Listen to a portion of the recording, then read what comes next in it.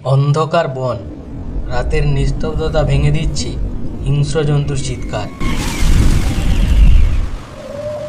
এই পথেই এগিয়ে চলেছেন অযোধ্যার দুই রাজপুত্র। কিন্তু এই বন শুধু গাছ আর ছায়ার নয়, এখানে লুকিয়ে আছে প্রাচীন এক সংঘর্ষের ইতিহাস, দেবতা ও অসুরের জন্মকথা। আর সেই গল্প শোনাচ্ছেন মহান ঋষি বিশ্বামিত্র, যে কাহিনীর ভেতরে লুকিয়ে আছে স্বর্গ ও পাতালের চিরন্তন যুদ্ধের সূচনা। দিতি ও অদিতির ভয়ঙ্কর ইতিহাস। রামায়ণে ঋষি বিশ্বামিত্র এই কাহিনী শোনান যখন তিনি অযোধ্যা থেকে রাম ও লক্ষ্মণকে নিয়ে সিদ্ধাশ্রমের পথে যাচ্ছিলেন। তারকাবধের পর যজ্ঞ রক্ষা করতে করতে পথে নানা তীর্থ ও পুরানো ঘটনার কথা বলতে বলতে তিনি দিতি ও অদিতির বংশকথা শোনান। তো চলুন আমরা জেনে নিই এই মহর্ষি বাল্মীকি রচিত রামায়ণে দিতি ও অদিতির কাহিনী এবং তারা কে ছিলেন। হিন্দু পুরাণ অনুযায়ী প্রজাপতি দক্ষ এর বহু কন্যার মধ্যে দুইজন ছিলেন দিতি ও অদিতি। দিতি ও অদিতি দুজনেই ছিলেন দক্ষের কন্যা। পরবর্তীতে তাদের বিবাহ হয় মহান ঋষি কশ্যপের সঙ্গে। অদিতি ছিলেন কশ্যপ ঋষির পত্নী এবং দেবতাদের জননী। তার গর্ভ থেকে জন্ম নেন দেবরাজ ইন্দ্র সহ আদিত্যগণ, তাই অদিতি পরিচিত দেবমাতা নামে। অন্যদিকে দ্বিতীয় কশ্যপের পত্নী ছিলেন। তার গর্ভ থেকে জন্ম নেন শক্তিশালী অসুররা, যেমন হিরণ্যাক্ষ এবং হিরণ্যকশিপু, তাই দিতি পরিচিত হন দৈত্যমাতা হিসেবে। অর্থাৎ দক্ষ প্রজাপতির কন্যা ছিলেন দিতি ও অদিতি, আর ঋষি কশ্যপ ছিলেন তাদের স্বামী। এই দুই মাতাকুল থেকেই শুরু হয় দেবতা ও অসুরদের চিরন্তন সংঘর্ষের ইতিহাস। সমুদ্র মন্থনের সময় দেবতা এবং অসুরদের মধ্যে প্রবল যুদ্ধ হয়েছিল। সেই যুদ্ধে ভগবান বিষ্ণুর সহায়তায় দেবতারা জয়ী হন এবং দিতির সন্তানরা ব্যাপকভাবে পরাজিত ও নিহত হন। নিজের সন্তানদের এই শোচনীয় মৃত্যু দিতি মেনে নিতে পারেননি, তাই মনে করেছিলেন যে তার সতীন অদিতির সন্তানরা তার সন্তানদের প্রতি অন্যায় করেছেন। এই গভীর শোক এবং দেবতাদের প্রতি পুঞ্জীবিত ক্ষোভ থেকেই তার মনে প্রতিশোধের ইচ্ছা জাগে। দিতি তার স্বামী মহর্ষি কশ্যপের কাছে গিয়ে প্রার্থনা করেন যে তাকে এমন একটি পুত্র সন্তান দেওয়া হয় যে হবে অজেয়, যাকে কেউ পরাজিত করতে পারবে না, যে দেবরাজ ইন্দ্রকে যুদ্ধে পরাজিত এবং বিনাশ করতে সক্ষম হবে, ত্রিলোকজয়ী, যার শক্তির সামনে দেবতারা মাথা নত করতে বাধ্য হবে। দিতির এই ইচ্ছার পেছনে তিনটি প্রধান কারণ ছিল। পুত্রশোক, মা হিসাবে তার সন্তানদের মৃত্যু তাকে বিচলিত করেছিল। তিনি চেয়েছিলেন এমন এক পুত্র যে অসুর বংশের গৌরব পুনরুদ্ধার করবে। ক্ষমতার ভারসাম্য, দেবতারা অমৃত পান করে অমর ও শক্তিশালী হয়ে উঠেছিল। দিতি চেয়েছিলেন তার বংশেও এমন কেউ থাকুক যিনি দেবতাদের আধিপত্য খর্ব করতে পারবেন। অদিতির প্রতি ঈর্ষা, সতীন অদিতির পুত্ররা স্বর্গের শাসনভার ভোগ করছেন, আর তার নিজের সন্তানরা অবহেলিত ও পরাজিত। এই বৈষম্য দিতি সহ্য করতে পারেননি। মহর্ষি কশ্যপ দিতির মনের অবস্থা বুঝতে পেরেছিলেন। তিনি তাকে বর দিতে রাজি হলেন, কিন্তু একটি অত্যন্ত কঠিন শর্ত জুড়ে দিলেন।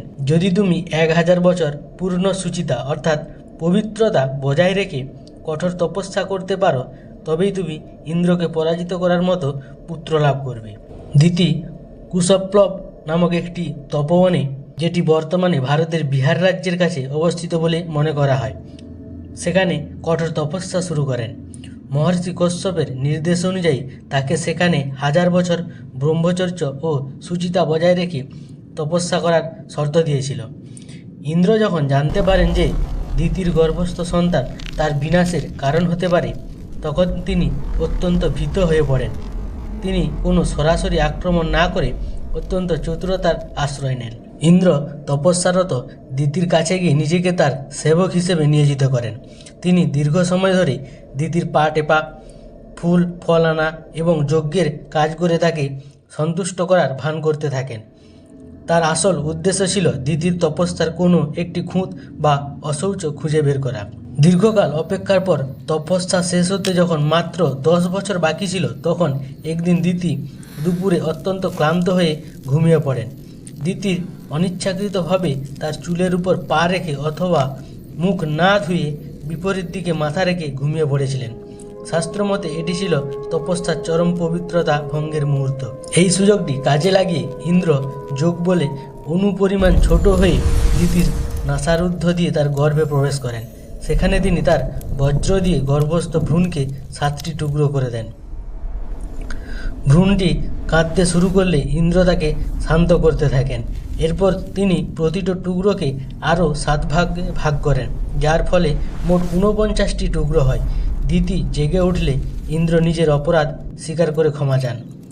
দিতি প্রথমে ইন্দ্রকে অভিশাপ দিতে উদ্যত হয়েছিলেন, কিন্তু ইন্দ্র অত্যন্ত বিনয়ের সাথে তার চরণে পতিত হয়ে নিজের অপরাধ স্বীকার করেন।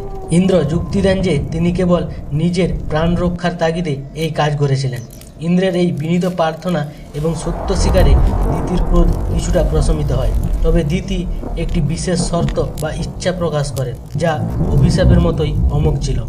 দিতি চাইলেন তার খণ্ডিত সন্তানরা যেন একবারে নষ্ট না হয়ে যায়। যেহেতু ইন্দ্রের বর্জ্যের স্পর্শে তারা পবিত্র হয়েছে, তাই তারা যেন দেবতা হিসেবে গণ্য হয়। দিতির ক্রোধ এক অদ্ভুত সমন্বয় ঘটে এই ঘটনার পরিণামে। দিতির গর্ভস্থ সেই 49টি খণ্ড মৃত্যুবরণ না করে 49 জন বায়ুদেবতায় রূপান্তরিত হয়। দিতি এবং ইন্দ্রের মধ্যে একটি আপোষ হয়।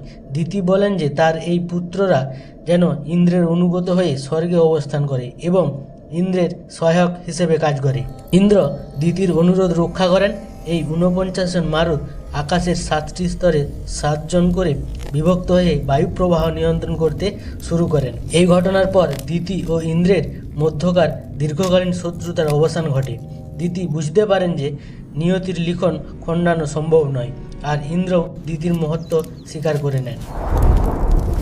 রামায়ণে বিশ্বামিত্র রামচন্দ্রকে এই কাহিনী শুনিয়েছিলেন এটি বোঝাতে যে তপস্যার সামান্য অসতর্কতা ও সুচিতার অভাব কিভাবে বড় লক্ষ্য বদলে দিতে পারে।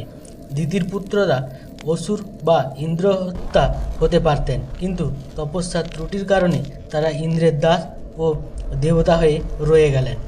ভিডিওটি যদি আপনাদের ভালো লেগে থাকে তাহলে চ্যানেলটিকে অবশ্যই সাবস্ক্রাইব করুন।